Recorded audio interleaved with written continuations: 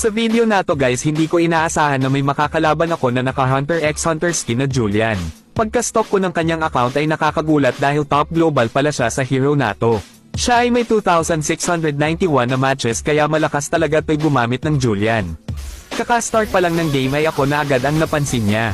Aba, naka Hunter x Hunter din. Mayaman din to, tignan ko nga kung makakascore ka. Niyabangan niya agad ako dito. Tignan daw kung makakascore daw ako sa kanya. Dito nakita ko siya nag-turtle, pinalagan ko pero hindi talaga kinaya ng powers ko kasi level 10 na siya, level 8 pa lang ako at lamang din siya sa item. Kaya ako yung nabigyan dito. Tapos biglang tinipihan pa ako sabay sabi ng, Ano ba yan, lakasan mo naman.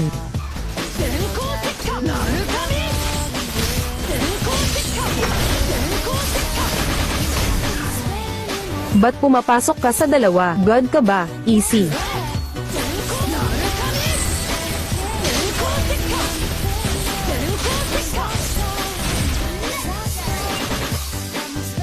by the Global Harith na ba yan? Sumusobra na tong top global Julian na to, bigyan nga natin ng trumang hindi niya makakalimutan sa buong buhay niya. Bawian natin hanggang umiyak.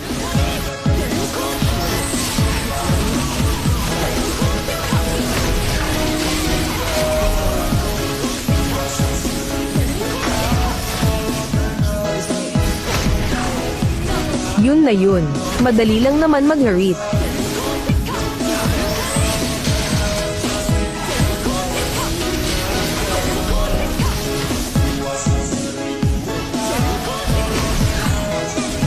Ayan na, lumalakas na siya.